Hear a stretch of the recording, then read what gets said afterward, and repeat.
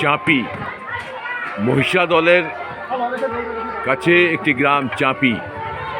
আজ থেকে 47 বছর আগে এখানের গ্রামের প্রতিষ্ঠিত ঠাকুরানী বাসুনী দেবীর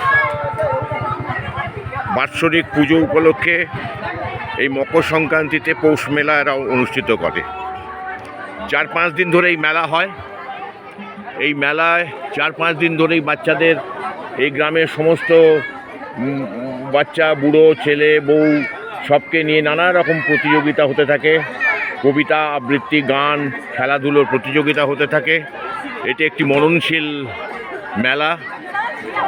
এই কয়েক বছর ধরে আমি শুনেছি এই মেলার অর্ধেক পরিচালনা গ্রহণ করেছে এই গ্রামেরই মহিলারা, মা বোনেরা। এবছর এসে দেখেছি, আমার খুব ভালো লাগছে।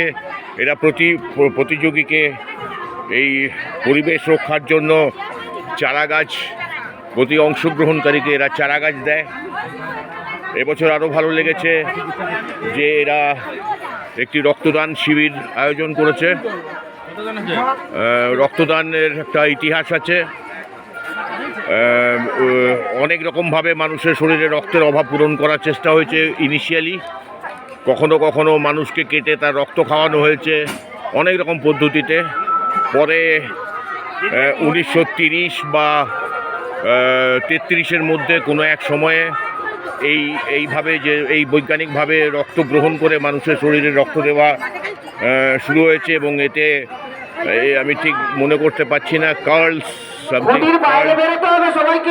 উনি নোবেল প্রাইজ পেয়েছেন এই রক্তদানের ব্যাপারে। এখানে রক্তদান হচ্ছে, খুবই মনোজ্ঞ অনুষ্ঠান এবং 4 দিন ধরে। এদের অনেক শুভেচ্ছা। আমি প্রতি বছরই এই গ্রামে প্রায় প্রতি বছরই আসি। এদের এই মননশীলতা আমাকে আকৃষ্ট করে। খুশি হোক। এগুলো কি, এইগুলো কাকে দেওয়া হবে? যারা রক্ত দিচ্ছে তাদের দেওয়া হবে, আর চন্দনও দেওয়া হবে, তাদের পরানো হবে। এই মননশীলতার জন্যই এই মেলা বৈশিষ্ট্য ভরা, আমাকে আকৃষ্ট করে।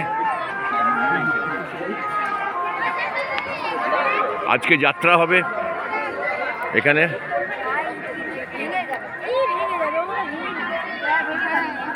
এটা আপনাদের ভালো লাগবে। চাঁপি গ্রাম, মহিষাদল থেকে ঝাউপাত্রা গ্রামে এসে দাঁড়াতে হবে। এই দেখুন, এদের দিদি নাম্বার 1 হয়, কুইজ হয়, কম্পিটিশন হয়। এখন ওই গুলি চামচ দিয়ে হচ্ছে মহিলাদের, বালিকাদের। আপনারাও এসে এই মেলা দেখতে পারেন, একবার উঁকি মারতে পারেন। নমস্কার।